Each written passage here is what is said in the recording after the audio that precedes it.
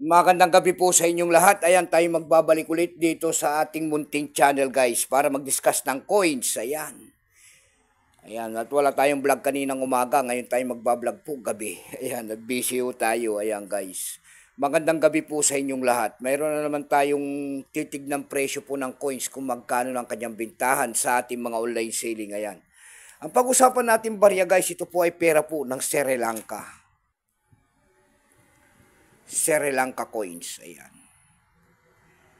Ayan, foreign coins po. Ayan, year 2009 ng Sri Lanka. Barya po ng Sri Lanka. Ayan, 10 pesos po kung tawagin sa kanila. Ayan. Ayan, ang ating pag-uusapan. Tingnan natin nito kung magkano ng kanyang bintahan. Ayan. Pero bago yan, tayo magpapasalamat muna sa lahat ng masugid na ating mga tagapagsubaybay dito sa aking YouTube channel. Ayan. Lalo-lalo na po ang aking mga subscriber dyan. Thank you so much sa inyong lahat. Sa lahat po na nakapalo sa akin, ang aking mga subscriber. Magandang gabi po and God bless. Ayan. Maraming salamat din po sa mga nanonood dyan sa aking FB page. Ayan.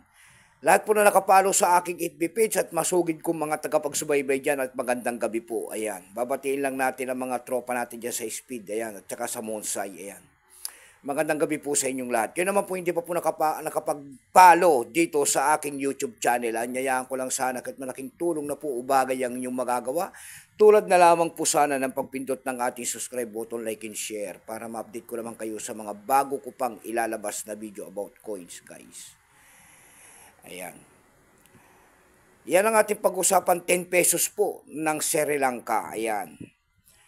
Pero bago yan, kilalanin mo muna natin ang coins na yan. Ayan. Issue po nito ay Sri Lanka po. Period niyan ay Democratic Republic, 1978 up to date po.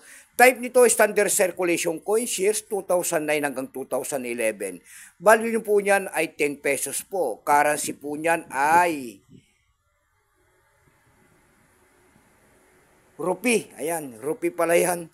Currency po niyan ay rupee, 1972 up to date po. Kung ano materialis ang ginamit sa barya na yan po ay nickel-plated steel na mamagnet po. May bigat lamang iyang 8.61 grams. May haba itong 26.4 mm. May kapal po naman itong 2.1 mm. Ayan, number N-16281. Reference number KM-181. Ito pong year 2009 na ito po ay 53%. Ayan. Kung ilang piraso po ang ginawa ng Sri Lanka sa barya na yan, yan po ay 35 million piraso po. May appraisal price na rin po yan doon sa ating numista. Ayan, binigyan na po ng presyo ng ating mga kolektor. Yung kanyang verify ay 20, extra fine po ay 31, almost uncirculated 34.